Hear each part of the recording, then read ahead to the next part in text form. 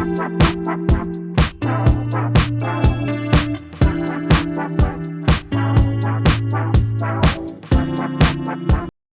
siang Bu Fitri. Siang Kak Desri. Terima kasih Bu sudah meluangkan waktunya hari ini. Kita sedikit berbincang tentang pelaksanaan pembelajaran Bu Fitri yang akan Bu Fitri laksanakan besok di kelas 6. Dan sebelumnya juga kita sudah menyepakati bahwa nantinya saya akan ikut mengobservasi ketika Bu Fitri melaksanakan pembelajaran. Nah sebelumnya itu, sebelum pembelajaran kelas 6, saya ada sedikit yang ingin saya tanyakan terkait dengan persiapan Bu Fitri untuk besok. Nah, untuk besok itu mata pelajaran apa yang ingin Bu Fitri sampaikan ke anak-anak? Untuk pembelajaran besok rencananya saya akan menyampaikan atau melakukan kegiatan pembelajaran mata pelajaran pendidikan Pancasila, Bu. Gitu Bu. Dapatkah Bu Fitri menjelaskan tujuan pembelajaran yang akan Ibu Fitri sampaikan besok kepada anak-anak? Baik Bu, terima kasih sebelumnya. Nah, tujuan pembelajaran untuk besok ada tujuan pembelajaran. Yang pertama yaitu melalui kegiatan mengamati video, siswa nanti akan dapat mengenal norma-norma, dan yang kedua itu dengan diskusi, siswa atau peserta didik dapat menunjukkan contoh-contoh norma-norma.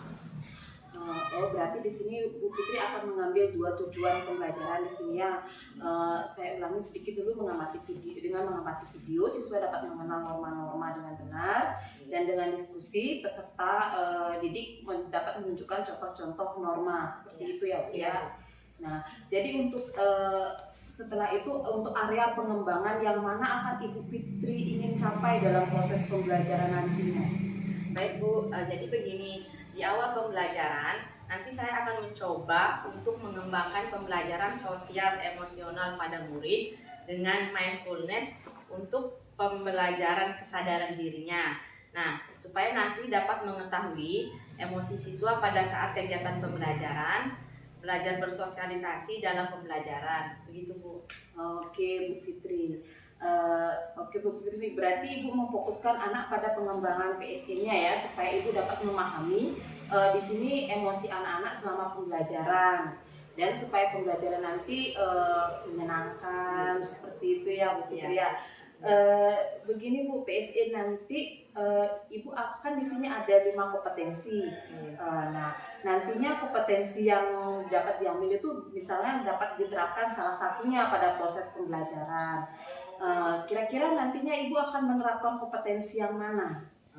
Baik Bu, rencananya saya akan menerapkan kelima kompetensi tersebut, KSE tersebut, mulai dari kesadaran diri, kesadaran sosial, manajemen diri, keterampilan berelasi, dan keputusan yang bertanggung jawab.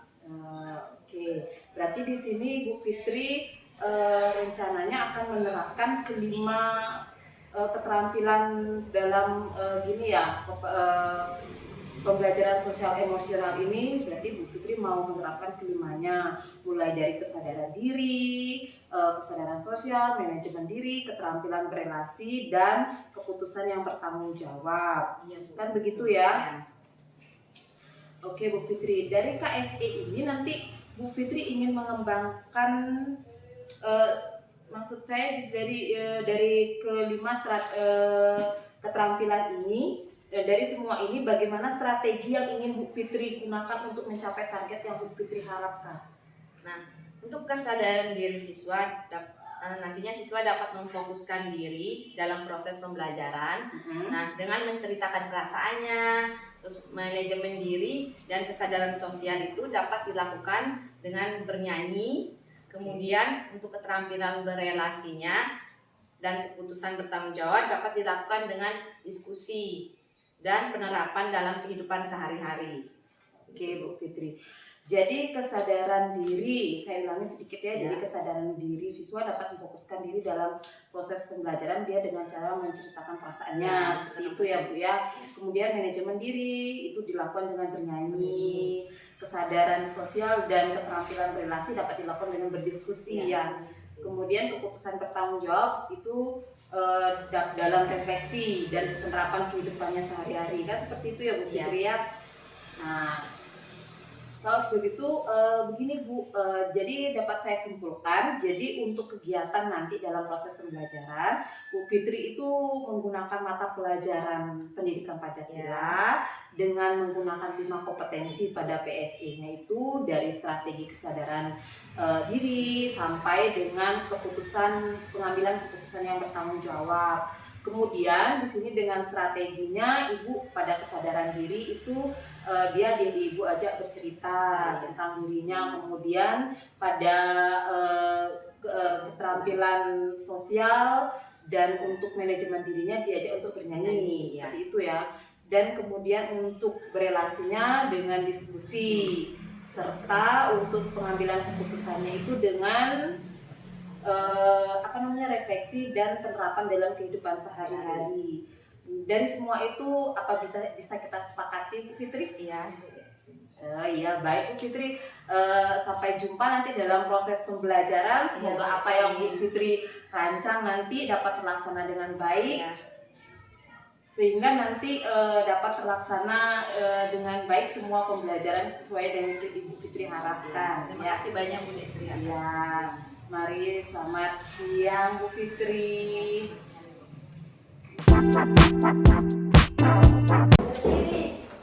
Beri salam.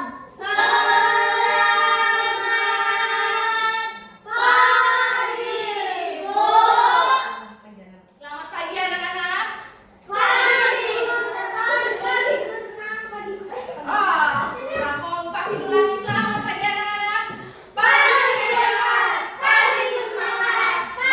diulangi. Selamat pagi anak-anak. Sekali lagi selamat pagi anak-anak.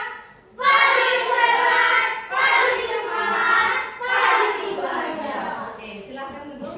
Apa kabar anak-anak hari ini? Ya, sehat ya. Nah, sekarang Bu Fitri akan cek kehadiran kalian. Apa ada yang nggak sekolah hari ini? Oh, enggak. Coba Bu Fitri cek dulu ya.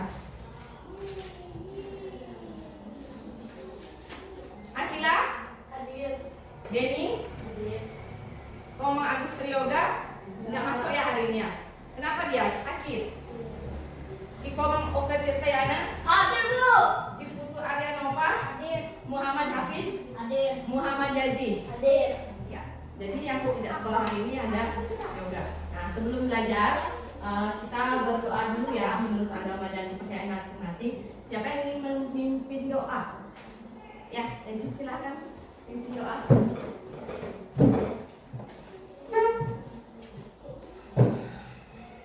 Teman-teman yang kita berdoa yang sesuai dengan Maaf sebelumnya silakan anak-anak berdiri dulu untuk berdoa. teman-teman yang kita berdoa yang sesuai dengan masing-masing dan silakan masing-masing berdoa mulai.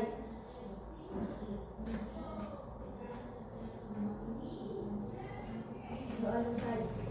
Silakan duduk.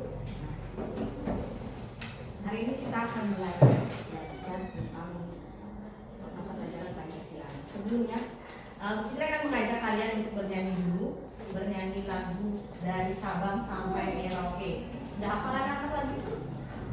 Hafal nggak? Hafal. Udah kelas 6 ya. Silakan yang diminta untuk mimpin lagunya. Silakan yang lain berdiri.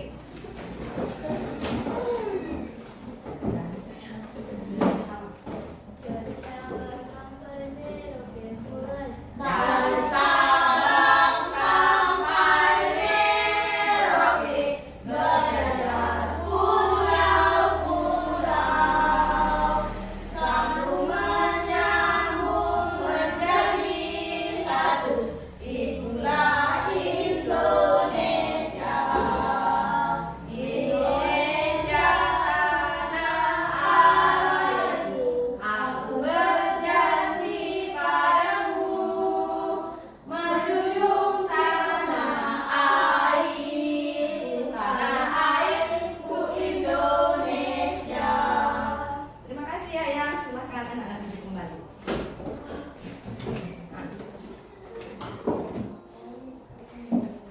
Sebelum memulai pembelajaran, Bu Fitri ingin tanya dulu kepada kalian, bagaimana perasaan kalian hari ini? Apakah kalian merasa senang, merasa sedih, merasa marah, merasa kecewa? Coba silahkan angkat tangannya. Bagaimana perasaan kalian hari ini? Nova bagaimana Nova perasaannya? Senang. Oh senang, alhamdulillah. Ayo ada lagi coba silahkan utarakan perasaan kalian. Afid, bagaimana perasaan Afid hari ini? Senang. Akila bagaimana? Dan tadi ketawa-ketawa pasti lagi happy banget ya Akila. Bagaimana perasaan Akila? Senang. Senang ya? Senang. Semua berarti senang ya hari ini. Yazid bagaimana Yazid? Senang, benar senang. Kok kelihatan cemberut mukanya? Apa ada perasaan yang sedang ditutupi? Enggak, iya. Kalau ada masalah boleh diceritakan kepada temannya atau kepada gurunya ya. Nah, selanjutnya, untuk belajar kalian perlu perasaan atau perlu pikiran yang rileks dan yang tenang. Untuk itu mari kita hening sejenak. Silakan anak-anak letakkan tangan di atas meja. Sudah?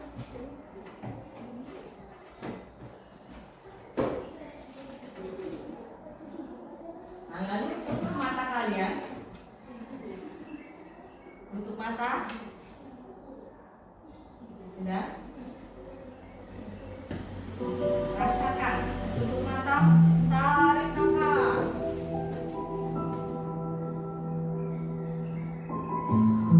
Ada yang ketawa. Ini serius loh. Nah, tarik nafas. Fokuskan. Pikiran yang tenang. Nah, rasakan bagaimana tubuh anak-anak. Rasakan bagaimana pikiran anak-anak. Nah, jangan mikir yang aneh-aneh.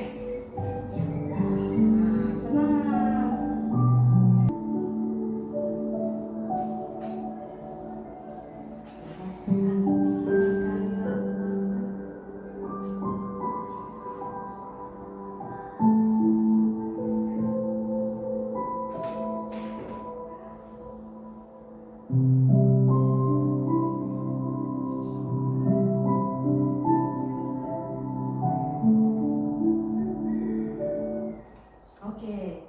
Bagaimana Yazid perasaannya? Lega? Ada lagi yang lain lagi? Perasaannya bagaimana, Mal? Lega dan baik. Lega dan baik. Oke. Ada yang lain lagi? Siapa? Bagaimana sih perasaannya setelah menutup mata sejenak, menarik nafas? Baik. Merasa tenang nggak? Merasa rileks nggak? Merasa rileks. Ya, mudah-mudahan dengan perasaan kalian yang rileks bisa menerima pelajaran dengan baik ya. Nah, selanjutnya setelah kalian hening sejenak, mari kita memberikan afirmasi kepada diri kita sendiri dengan kita bernyanyi lagu afirmasi. Yuk, bisa? Bisa?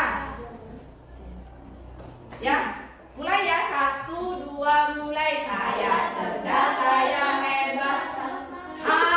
Masih kurang kompak. Ulang lagi. 1, 2, mulai. Saya cerdas, hebat, semangat, bahagia. Saya cerdas, hebat, semangat, bahagia. Saya cerdas, saya hebat, saya semangat, bahagia. Cerdas, hebat, semangat, bahagia. Sekali, saya cerdas, hebat, semangat, bahagia. Saya cerdas, hebat, semangat, bahagia. Saya cerdas, saya hebat, saya semangat, bahagia. Cerdas, hebat, semangat, bahagia. Oke, terima kasih anak-anak ya. Nah, hari ini mata pelajaran apa? Ya, mata pelajaran pendidikan Pancasila. Nah, hari ini kita akan belajar. Nah, tujuan pembelajaran kita hari ini yaitu melalui kegiatan mengamati video, siswa nanti akan mengenal norma-norma. Yang kedua yaitu dengan kegiatan diskusi, nanti siswa bisa menunjukkan contoh-contoh norma. Ya. Nah, silakan anak-anak dibuka buku paketnya halaman 53. Ini buku paket Pancasila ya, dibuka. Udah? Halaman 53. Akila, kenapa kok kayaknya happy banget hari ini dan tadi ketawa-ketawa? Ada apa Akila? Sudah dibuka bukunya halaman 53? Sudah. Nah, Bu Fitri punya gambar di depan, bisa dilihat. Itu gambarnya gambar apa ya anak-anak? Gambar siswa yang bagaimana? Yang berpamitan ketika akan hendak pergi ke sekolah. Nah, ini gambar yang pergi ke sekolah, sebelum pergi ke sekolah dia pamitan terlebih dahulu. Apakah anak-anak sudah melakukan hal seperti itu kepada orang tua kalian? Sudah. Nah, berpamitan kepada orang tua itu merupakan salah satu norma dalam kehidupan di masyarakat. Ya, nah apakah ada yang tahu apa itu norma? Sudah tahu belum? Apa itu norma? Ada yang tahu nggak? Coba sedikit saja, norma itu apa? Apa? Ada yang tahu nggak apa itu norma? Norma adalah suatu aturan atau ketentuan, ya, itu singkatnya. Nah, sebelum kita lanjut lagi ke materi, kita nyanyi lagi dulu supaya tahu apa itu norma. Norma adalah ketentuan.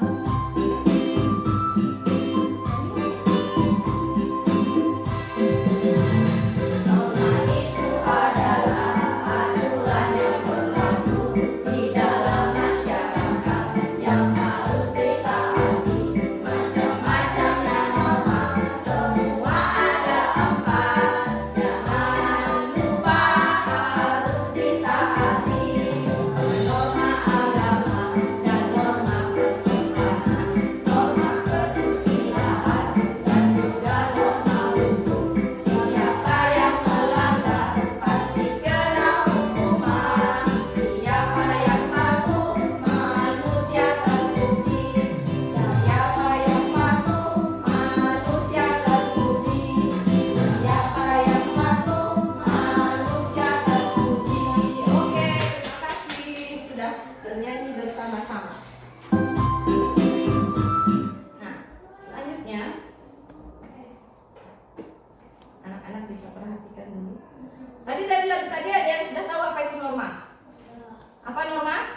Norma adalah aturan atau ketentuan. Ya, aturan atau ketentuan yang ada di dalam masyarakat. Oke, untuk lebih jelasnya lagi, silakan anak-anak perhatikan. Mungkin kamu sudah tidak asing dengan istilah yang disebut norma.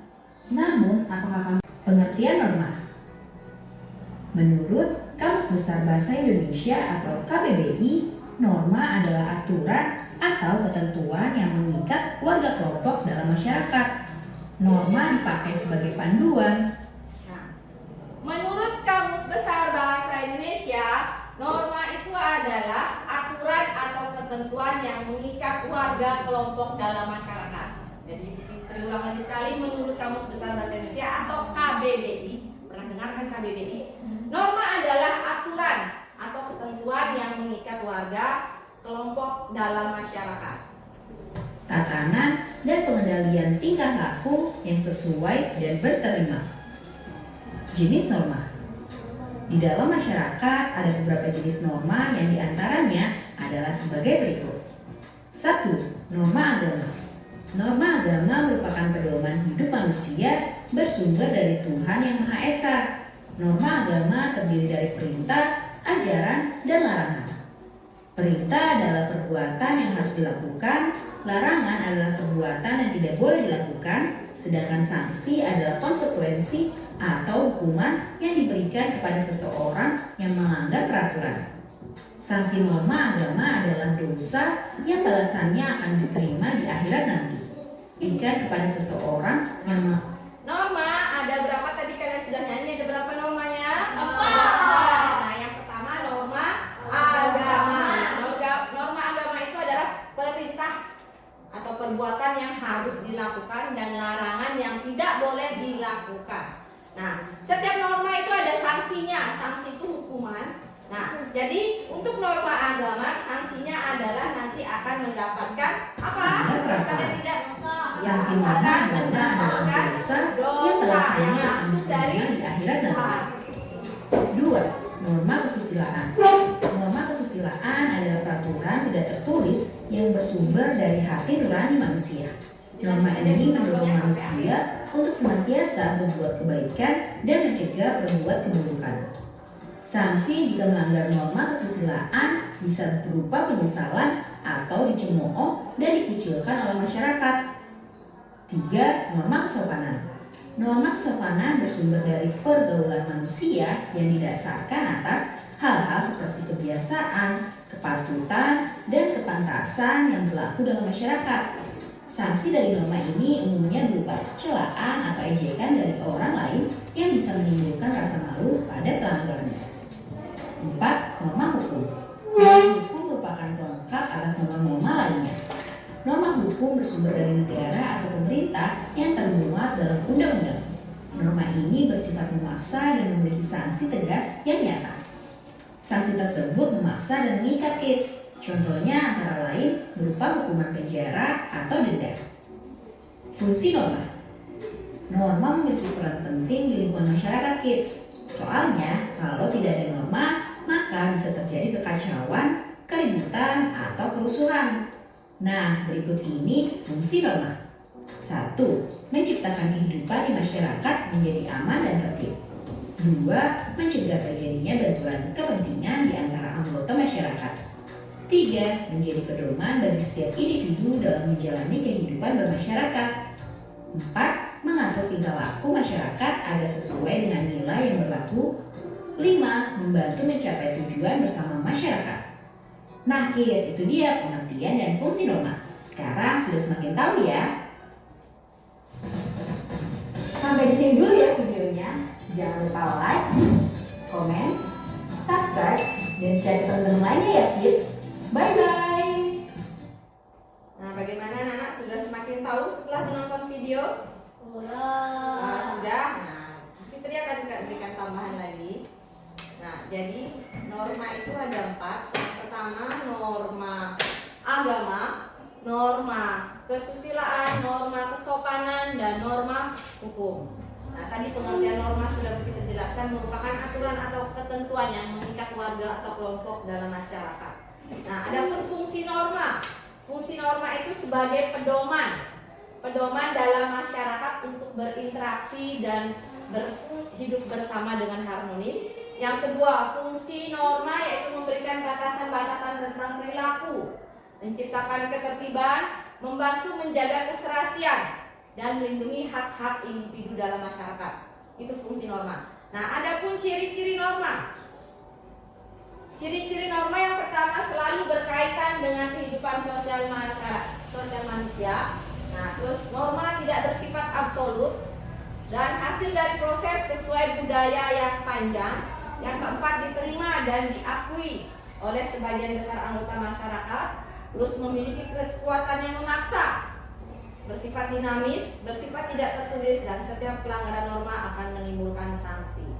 Nah, tadi norma agama adalah larangan atau anjuran, perintah ya untuk berbuat baik dan meninggalkan perbuatan yang buruk. Contoh norma agama apa? Misalnya kalian sembahyang, sholat, puasa, tidak boleh menyakiti orang lain, menyayangi orang lain. Itu contoh norma agama. Sanksinya apa?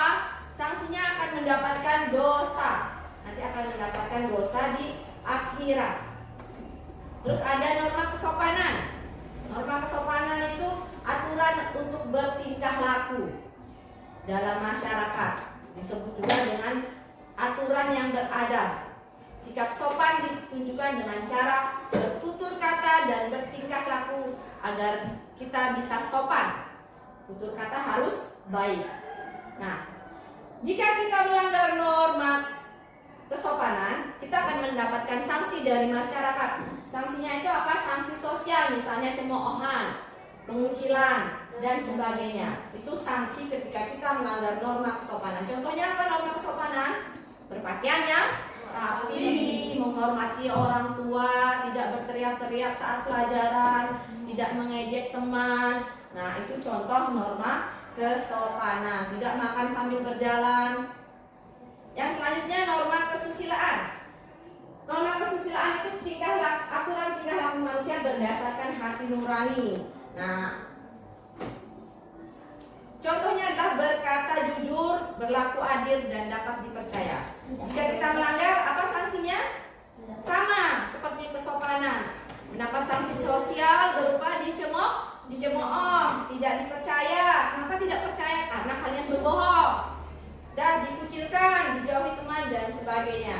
Dan yang terakhir yaitu norma hukum. Norma hukum itu norma yang bersumber dari hukum. Ya. Nah, contoh norma hukum itu adalah mematuhi aturan lalu lintas, larangan mencuri, larangan berbuat kekerasan, larangan berkelahi. Nah, terus ada juga kita membayar pajak, larangan korupsi. Nah, apa sanksinya kalau kita melanggar norma hukum? Sanksinya itu ya kita bisa masuk penjara, kita bisa kena denda, itu sanksinya ya. Nah, itulah tadi macam-macam norma. Kita tanya sama Yazid, norma ada berapa? Ada apa saja?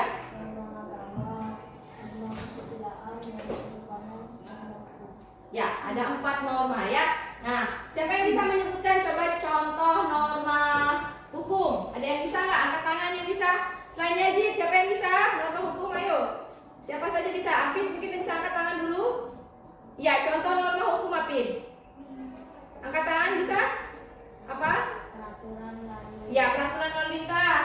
Siapa yang bisa menjawab sanksi jika melanggar norma agama? Angkat tangan. Apa ya? Norma agama. Apa? Mendapatkan dosa. Iya, pintar sekali Nova, mendapatkan dosa dari Tuhan nanti di akhirat ya jika melanggar norma agama. Nah, untuk kegiatan selanjutnya silakan anak-anak membentuk kelompok. Untuk kelompok 1 di sini Bu Fitri pilih Yaya, Akila dan Yazid. Untuk kelompok 2 Nova, Anggoke dan Afif duduk di sana. Ayo silakan.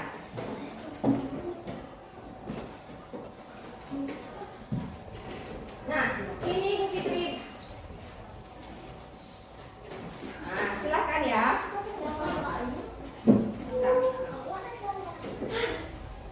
Sudah? Ya, dibawa bukunya, pulpennya, alat tulisnya silakan dibawa ke tempat duduk kelompoknya masing-masing.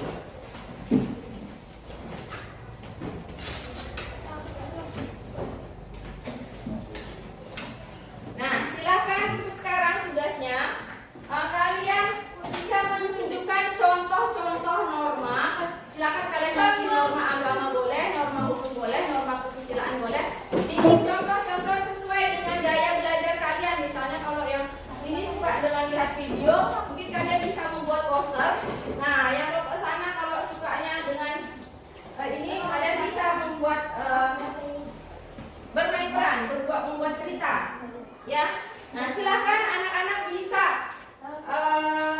mengecek materinya. Mungkin kelompok sana bisa cari materi di sana ya. Nah, karena kalian mungkin lebih suka membaca atau apa, ya cari di sini materinya ada.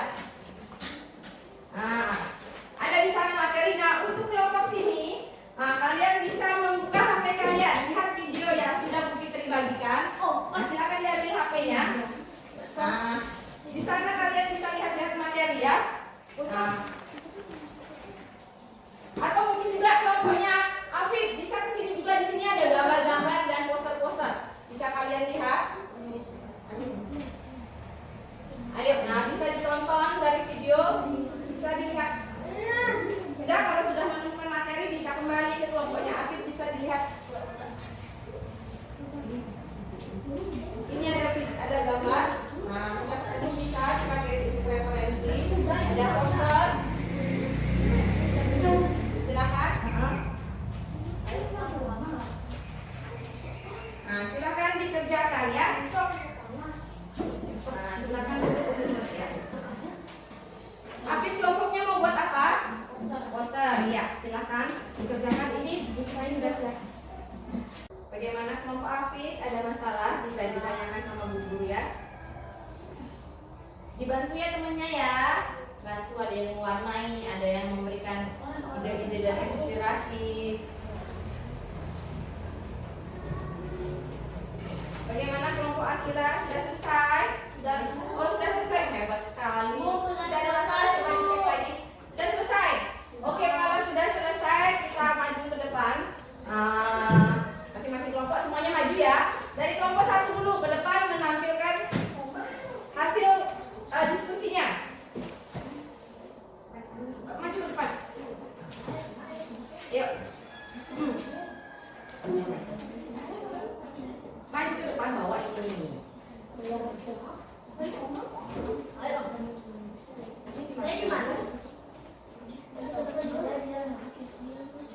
Ayo Omar maju juga.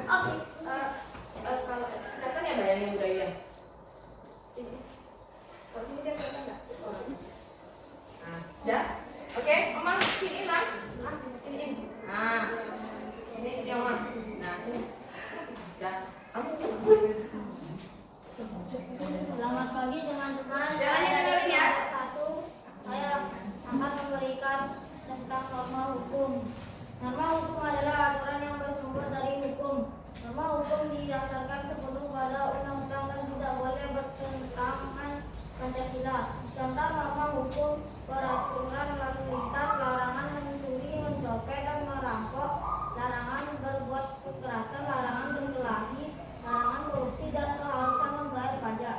Norma hukum dibuat oleh pemerintah khususnya agar tidak ada kekacauan di masyarakat. Dengan norma hukum masyarakat dapat damai dan tentram. Berikut merupakan poster contoh norma hukum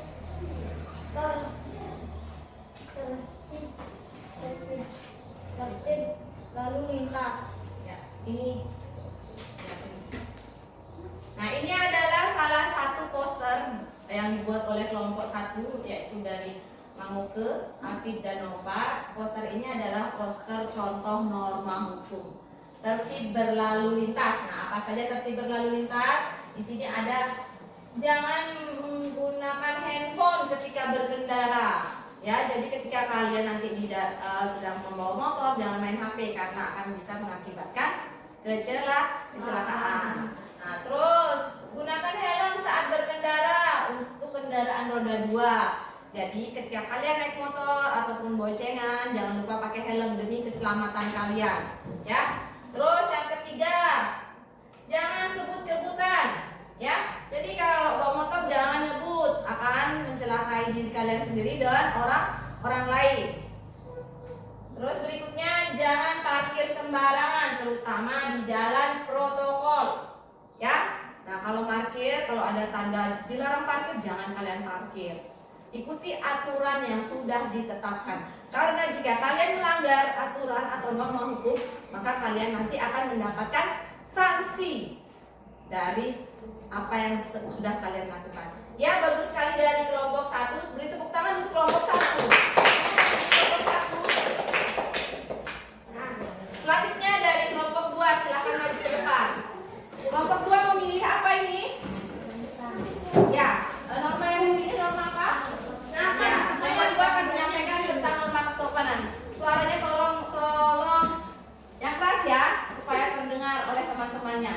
Selamat pagi, saya dari kelompok 2 akan menyampaikan Kerasin lagi. peran tentang norma kesopanan. Norma kesopanan adalah keseluruhan aturan bertingkah laku dalam masyarakat. Aturan tersebut timbul dalam pergaulan masyarakat. Norma kesopanan disebut juga aturan yang beradab. Sikap norma ditunjukkan dengan cara bertutur kata dan bertingkah laku agar dapat dikatakan sopan, jujur, dan harus baik.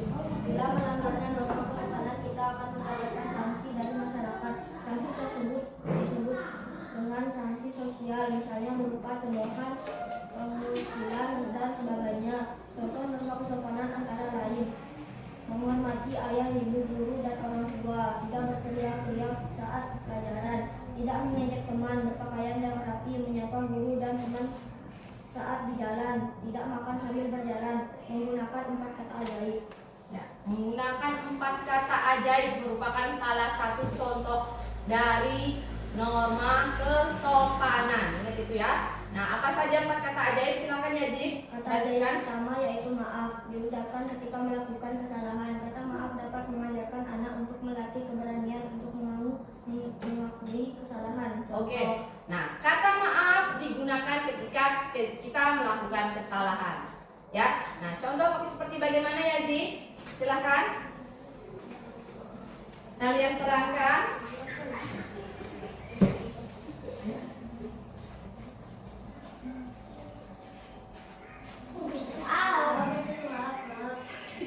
Ya, maaf. Jadi ketika melakukan kesalahan jangan lupa kalian meminta maaf ke orang yang ada.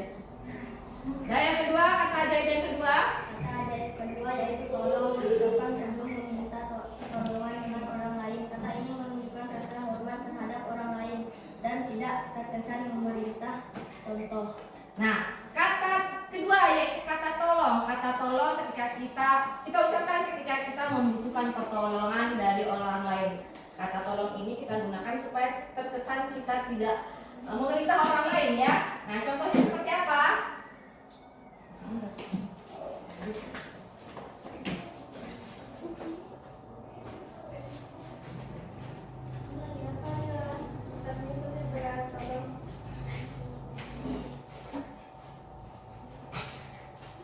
Ya, jadi ketika kalian butuh bantuan orang lain, jangan lupa minta tolong, ya. Kata ajaib yang ketiga ya, Zin? Kata ajaib ketiga yaitu permisi diucapkan ketika melewati orang yang lebih dewasa atau ingin melakukan sesuatu yang menyela atau mengganggu orang lain. Ya. Bagaimana contohnya, bisa memberikan contohnya? Silakan.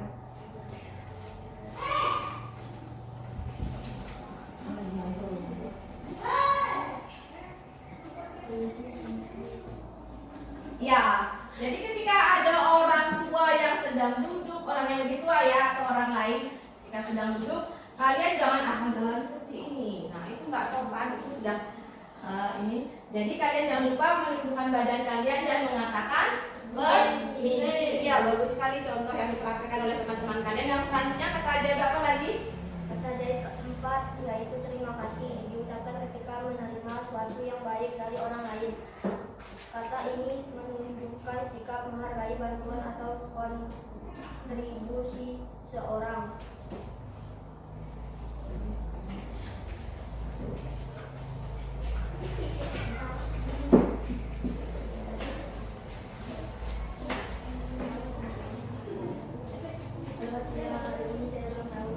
Kasih suaranya nggak kedengeran. Kalau saya hari ini ulang tahun, saya ingin membagikan untuk kalian berdua. Terima kasih. Ya, nah jadi ketika kalian mendapatkan sesuatu, entah itu berupa barang, entah itu berupa pertolongan, jangan lupa kalian mengucapkan terima kasih. Oke, bagus sekali penampilan dari kelompok 2. Kita beri tepuk tangan dulu untuk kelompok 2.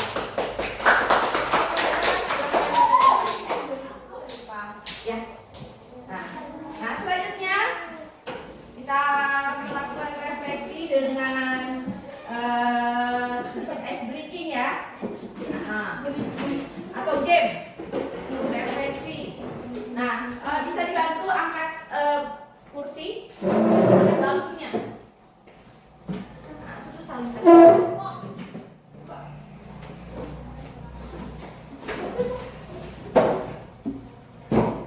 Baik, satu sini ya. Oh, pulang. Bisa nggak di sana? Nah, terima kasih ya yang sudah menolong. Terima kasih. Nah, jadi di sini ada 2 bangku. Sebentar aja ya, ya. Relaksasi. Nah, di sini benar, di sini salah. Jadi sekarang maju dulu 2 orang, Yayang dan Akila. Silakan maju. Nah, nanti kalian tentukan benar atau salah pernyataan yang Bu Fitri katakan. Berdiri kalian di sini dulu. Nah, silakan. Ya. Kalau kalian memilih benar, kalian lari ke sana. Kalau salah, kalian lari ke sana. Ya. Nah, pernyataan yang pertama. Melakukan sembahyang merupakan salah satu contoh norma hukum. Benar atau salah? Mana benar atau salah? Ini benar, itu salah. Sembahyang norma hukum benar apa salah? Oke, ingat ya, ini benar atau salah? Sepertinya Akila lupa dikiranya ini salah.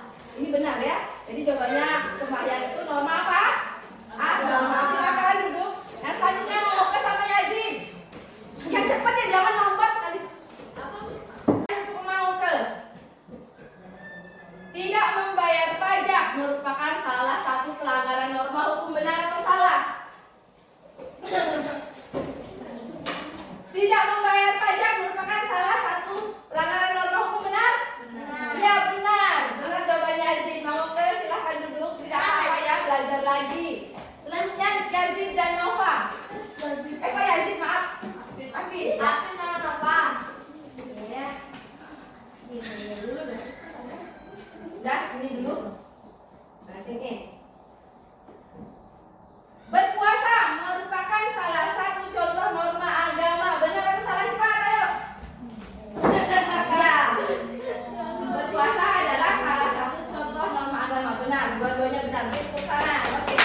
Silakan bisa kembali ke tempat masing-masing ya. Nah, duduknya di mana? Mau ke? Nah.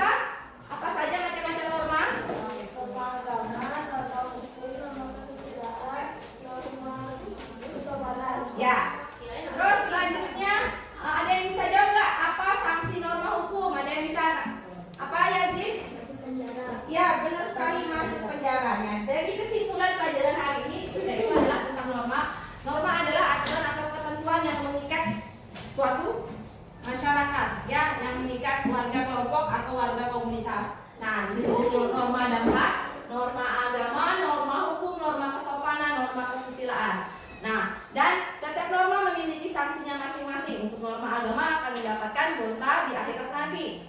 Norma kesusilaan dan kesopanan mendapatkan sanksi sosial. Sementara norma hukum akan apa? Norma hukum mendapatkan denda atau penjara.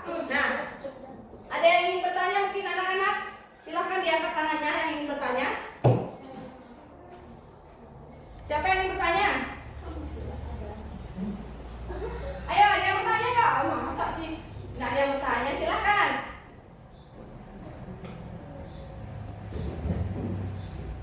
Ada yang ingin bertanya? Angkat tangan, ayo. Malu-malu. Nanti kalau kamu bertanya sesat di jalan.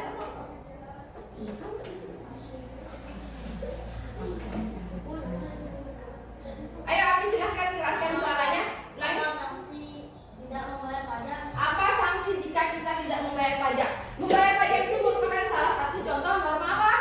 Hukum. Nah, sanksinya apa? Kita akan kena denda. Ya, itu sanksi jika kita tidak membayar pajak. Ada yang bertanya lagi? Tidak ada. Oke, kalau tidak ada, Bu Fitri akan memberikan kalian evaluasi. Evaluasi itu berupa game edukasi. Silakan kalian buka HP kalian masing-masing. Nah, Bu Fitri akan kirim ke WA grup untuk link gamenya ya. Oh, kalau bangsa itu kok Ya, silakan kalian buka dan mainkan game tersebut. Sudah dibuka? Bisa? Ada yang nggak bisa? satu doang kok.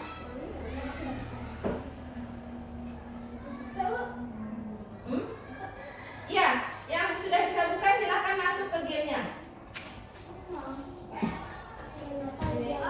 Nah, iya di WA grup.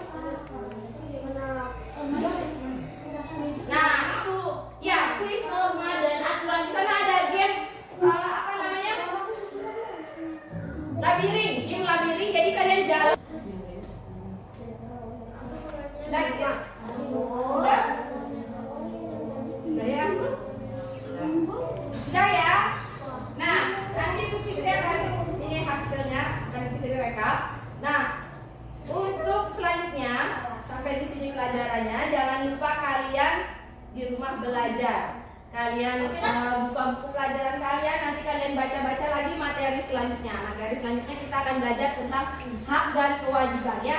Jangan lupa belajar di rumah. Nah, sebelum menutup pelajaran, Bu Fitri minta salah satu dari kalian yang memimpin doa. Siapa yang ingin memimpin doa? Mau ke? Mau?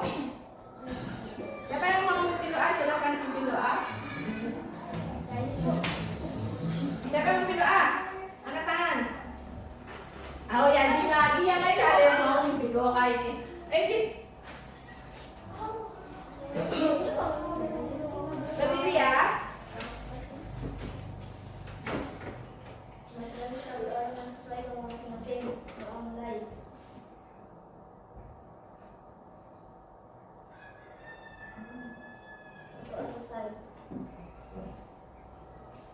Baik, silakan anak-anak duduk kembali. Terima kasih banyak anak-anak untuk kegiatan pembelajaran hari ini. Mudah-mudahan kita tetap sehat dan tetap bahagia. Oke, selamat siang anak-anak.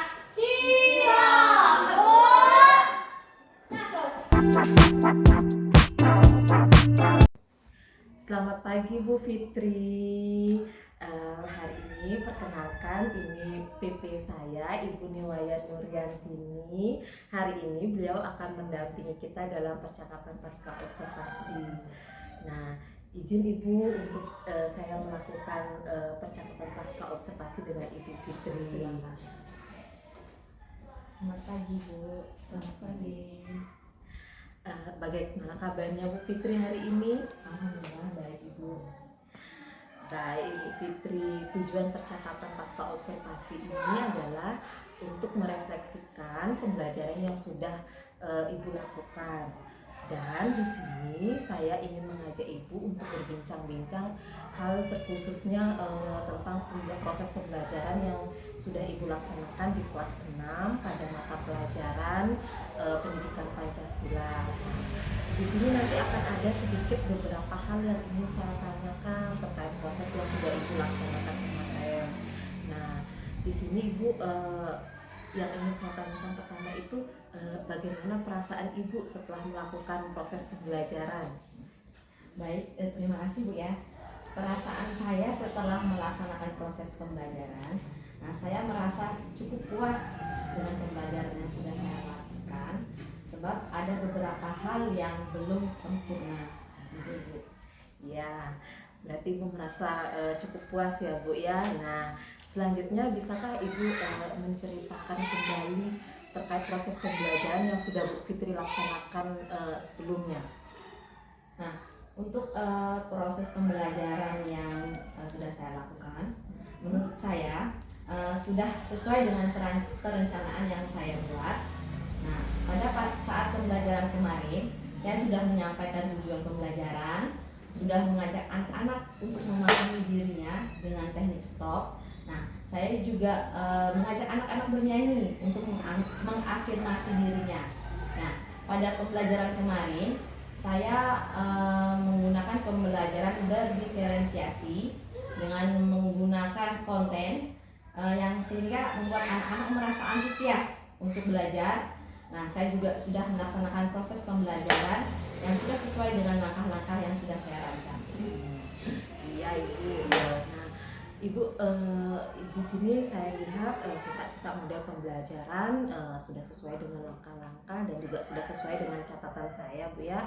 Nah, anak-anak memahami materi melalui konten yang disajikan, kemudian anak berkolaborasi dalam kelompok, serta anak sudah dapat menyampaikan hasil melalui kegiatan presentasi. Kemudian di sini ada sedikit catatan saya mengenai proses pembelajaran ya. Waktu yang Ibu perlukan dalam proses persiapan di sini masih menyita waktu pembelajaran ya Bu ya. Serta saya amati juga nanti di sini adalah sedikit anak-anak yang masih kurang aktif dalam proses diskusi. Bagaimana menurut Bu Fitri? Ya, benar itu Bu. Nah Ibu, selanjutnya yang saya ingin tanyakan di sini terkait dengan hambatan ya Bu ya. Bagaimana dengan proses pembelajaran yang sudah Ibu laksanakan kemarin? Apakah ada hambatan yang Ibu Fitri alami? Nah, untuk hambatannya ada beberapa hal yang saya alami. Yang pertama yaitu mengenai persiapannya. Nah, kemarin itu saya mempersiapkan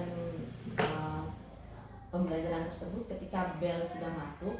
Jadi memerlukan waktu yang sangat banyak sehingga pembelajaran saya tuh terkesan agak buru-buru Bu. Jadi banyak istilahnya capaiannya kurang maksimal jadinya.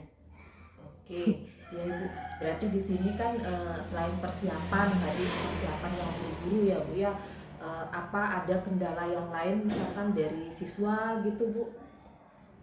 Kendala dari siswa juga ada Bu. Nah, jadi ada sedikit hambatan dari siswa tersebut masih malu-malu untuk menyampaikan pendapatnya, masih kurang percaya diri untuk menyampaikan ide-ide ataupun gagasan yang mereka miliki. Oke, Ibu. Dari hambatan-hambatan tersebut, menurut Ibu kira-kira kenapa itu bisa terjadi? Mungkin karena saya kurang maksimal Bu, terhadap anak-anak. Saya hanya fokus kepada anak-anak yang hanya ingin berpendapat, jadi anak yang lain mungkin dia merasa tidak nyaman. Berarti baik Bu. Jadi di sini menurut Bu Fitri berarti Ibu bersifat menawarkan seperti itu ya Bu ya. Berarti belum memberikan kesempatan kepada semua anak ya begitu, jadi menawarkan siapa yang mau, berarti seperti itu ya Bu ya. Tadi Ibu sudah menyampaikan hambatannya di sini karena borosnya waktu. Nah, terbuang gara-gara persiapan yang tergesa-gesa dan di awal pembelajaran di sini. Kemudian anak yang kurang percaya diri dalam mengemukakan pendapatnya di sini. Nah, dari terkait hambatan yang Ibu alami, kira-kira bagaimana solusi yang Bu Fitri lakukan untuk meminimalisir hambatan tersebut? Nah, Jadi solusi untuk hambatan atau untuk mengurangi hambatan yang sudah saya alami kemarin tersebut, saya akan mempersiapkan hal-hal teknis sebelum kegiatan pembelajaran dimulai. Kemudian nanti juga saya akan memberikan kesempatan kepada anak-anak dengan cara menunjuk anak tersebut secara langsung supaya anak-anak tersebut terbiasa dan berani berbicara untuk mengungkapkan pendapatnya. Oke Ibu, karena Ibu sudah menyampaikan solusi terkait hambatan-hambatan yang Ibu temui selama proses pembelajaran sebelumnya. Kira-kira kapan rencana Ibu akan melakukan action atau penerapan solusi tersebut yang sudah Ibu temukan solusinya? Rencananya pada pertemuan pembelajaran berikutnya sudah dapat saya terapkan dari hasil evaluasi pada pertemuan yang kemarin. Luar biasa sekali ya Bu Fitri ya. Dari perbincangan kita pada observasi sudah tampak semua tujuan, kemudian strategi berdiferensiasinya, juga model pembelajarannya sesuai dengan sintak yang sudah sesuai dengan catatan saya dan semuanya ada. Memang ada sedikit anak-anak yang kurang aktif nanti ya, ada beberapa juga anak yang sudah berani mengemukakan pendapat. Kemudian Ibu juga sudah menemukan solusi yang Ibu sampaikan juga sudah bagus. Terkait perbaikan nanti semoga dapat terlaksana dengan baik sehingga dapat memunculkan potensi anak ya, yang nantinya pembelajaran dapat berfokus pada anak. Seperti itu. Cukup segitu pertanyaan saya dulu Bu. Terima kasih Ibu sudah bersedia melakukan observasi, kemudian melalui kegiatan praobservasi, aksi dan pasca ini. Terima kasih Ibu sudah membersamai saya. Sama-sama Bu.